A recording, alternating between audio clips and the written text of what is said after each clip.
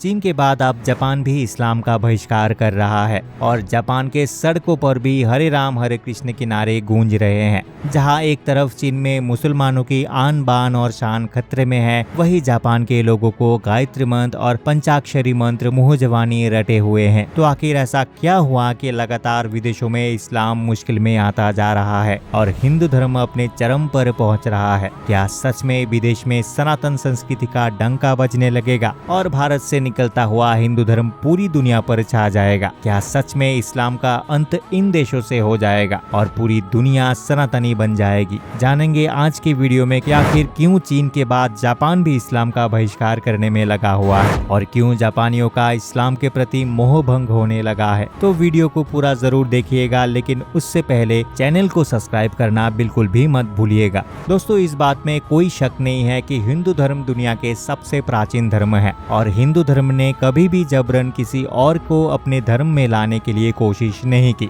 वही इस्लाम और क्रिश्चियन दो ऐसे धर्म हैं जिन्होंने हमेशा दूसरे धर्म के लोगों को अपने तौर तरीके और अपने लोगों के हिसाब से बदलने की कोशिश की है। तभी तो आपको भले ही हिंदू धर्म के लोग पूरी दुनिया के सभी देशों में ना मिले, लेकिन इस्लाम और क्रिश्चियन धर्म के लोग पूरी दुनिया में मिल ही जाएंगे। लेकिन धीरे धीरे लोगों को समझ में आने लगा है कि ये दोनों धर्म ही मिशनरी धर्म की तरह काम करते हैं और इसीलिए पूरी दुनिया धीरे धीरे करके हिंदू धर्म की तरफ खींची चली आ रही है। अब हिंदू धर्म केवल भारत में ना सिमट कर पश्चिमी देशों में भी अपने पैर पसार रहा है। एक तरफ जहां जापान में पूरे तरीके से इस्लाम का बहिष्कार किया जाता है और इस्लाम को धार्मिक तौर पर मान्यता ही नहीं दी जाती, वही चीन इन लोगों को विदेश से आए हुए आक्रमणकारी मानते हैं और इन मुसलमानों में बढ़ती हुई कट्टरपंथ को लगाम लगाने के लिए इनके ऊपर इल्लीगल अत्याचार करने से भी पीछे नहीं हटता है। चीन अपने यहाँ रहने वाली 12 करोड़ उइगर मुस्लिम आबादी को उनके धर्म के हिसाब से जीने ही नहीं देता है। इनके लोगों को जेल में रखा जाता है, बदसलूकी की जाती है और इनके अंग को निकाल कर बेच दिया जाता है, क्योंकि चीन मानता है कि जिस तरह लोहा लोहे को काटता है, उसी तरह आतंकी सोच के मुस्लिमों को उन पर अत्याचार करके ही उनको आतंकवाद से दूर किया जा सकता है और यही चीन कर रहा है। चीन में कोई भी मुस्लिम आतंकवादी घटना नहीं कर पाता है, क्योंकि चीन ने मुस्लिम को आतंकवादी बनने से ही रोक रखा है। ऐसे कठोर कानून कायदे बनाए हैं कि कोई भी मुस्लिम सपने में भी आतंकवादी बनने के लिए नहीं सोच सकता।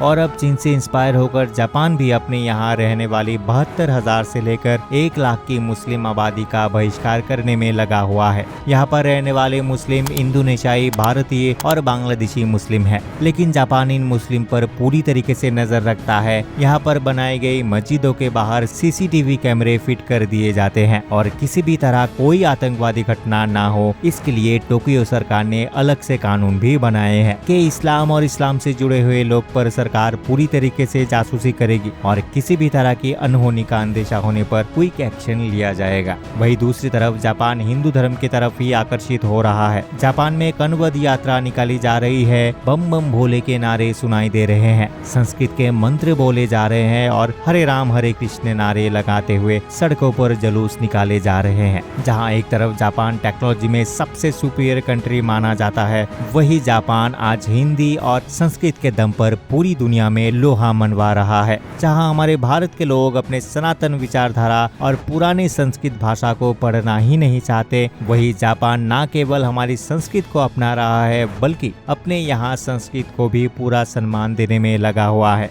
यहाँ हिंदुओं के देवी देवताओं का पूजा किया जाता है। बस फर्क ये है कि जापान इन देवी देवताओं को दूसरे नाम से बुलाते हैं। कुछ समय पहले दिल्ली के फोटोग्राफर बेनोई के बहल के फोटो एग्जीबिशन में जापान देवी देवियों की झलक मिली। बेनोई का कहना है कि जापानी लोग हिंदू देवी देवियों का पूजा करते समय उनके मंत्र भारतीय के अनुवाद अपनी भाषा में नहीं करते हैं। उनका मानना है कि ऐसा करने से इन मंत्रों की शक्ति का प्रभाव कम हो जाएगा। इसके अलावा भारतीय सभ्यता के रंग जापान में देखने को मिलते हैं। यहाँ संस्कृत में लिखी हुई पांडुलिपि कई जापानी घरों में मिल जाती है। इतना ही नहीं, जापान की राजधानी टोक्यो में 5वीं शताब्दी की सिद्धम स्क्रिप्ट को गोकोकुजी कहते हैं। ये लिपि 5वीं शताब्दी से जापान में चल रही है। एक तरफ जहाँ भारत में हर रोज हिंदू मुसलमान के नाम से लड़ाई दंगे होते हैं, हिंदुओं की पौराणिक किताबों को जला दिया जाता है और लोगों में जात पात के नाम पर भेदभाव होता है, वही जापान भारतीय देव देवियों को न केवल सम्मान कर रहा है बल्कि यज्ञ, हवन, पूजा और आरती भी करने में लगा हुआ है। आपको बता दें कि जापान एक ऐसा देश है जहाँ पर किसी भी धर्म का कोई रिकॉर्ड नहीं रखा जाता। यहाँ पर सभी धर्म के लोग रह सकते हैं और किसी पर भी कोई जोर जबरदस्ती नहीं की जा सकती। हालांकि यहाँ बौद्ध धर्म को पूरी तरीके से मान्यता प्राप्त है, लेकिन जापान हिंदू धर्म की तरफ अपने कदम लगातार बढ़ा रहे हैं। इसके साथ जापान के कई लोग अपने इंटरनल पीस के लिए हिंदू धर्म और हिंदू संस्कृति से प्रभावित होकर अपनी मर्जी से सनातन को अपना रहे हैं। और एक तरफ भारत जैसे देश में जहाँ हिंदू धर्म के सबसे ज्यादा लोग रहते हैं, वहाँ मजहबी और मिशनरी लोग जबरदस्ती हिंदू धर्म के लोगों का धर्मांतर करने में तुले हुए हैं और सरकार मौन बैठी है। वही जापान जैसे देश में लोग खुद अपनी मर्जी से इस्लाम पर से अपना भरोसा छोड़ रहे हैं और हिंदू धर्म की तरफ अपने कदम बढ़ाने में लगे हुए हैं। इसका एक उदाहरण जापानी टूरिस्ट केनाजी सिमी से मिलता है। ये जापानी टूरिस्ट हिंदू धर्म के प्रति रामकृष्ण आश्रम के माध्यम से इतना ज्यादा प्रभावित हुआ कि उसने हिंदू धर्म अपनाते हुए अपने जापानी नाम केनाजी सिमी से हिंदी नाम सुमित रख लिया है। ये न केवल पूजा अर्चना करते हैं बल्कि गायत्री मंत्र के साथ साथ महामृत्युंजय जैसा कठिन मंत्र भी फराटे के साथ बोलते हैं। केनाजी सिमी जब भारतीय दौर पर थे तो उनकी मुलाकात खजुराहो में रहने वाले अविनाश तिवारी से हुई।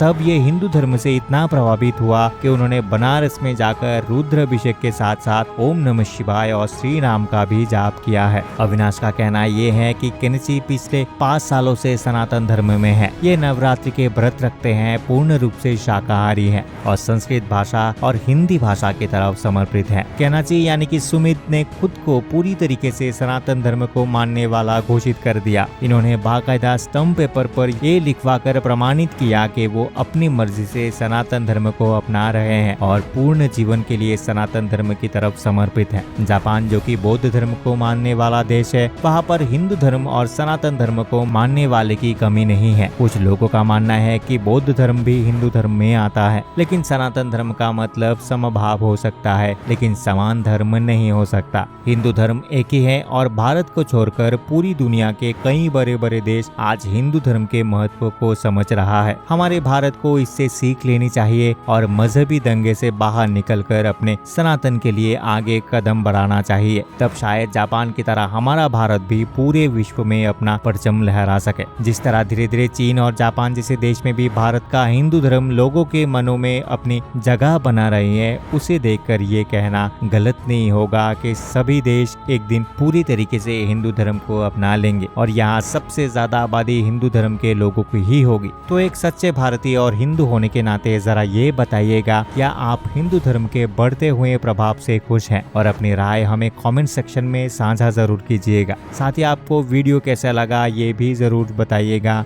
वीडियो को लाइक कीजिए, चैनल को सब्सक्राइब कीजिएगा और हिंदू होने के नाते वीडियो को ज्यादा से ज्यादा लोगों तक शेयर करके हिंदू धर्म के पॉपुलैरिटी को सभी लोगों तक पहुंचाने में हमारी मदद कीजिएगा। अंत तक बने रहने के लिए आपका बहुत बहुत धन्यवाद। मिलते हैं अगले वीडियो में।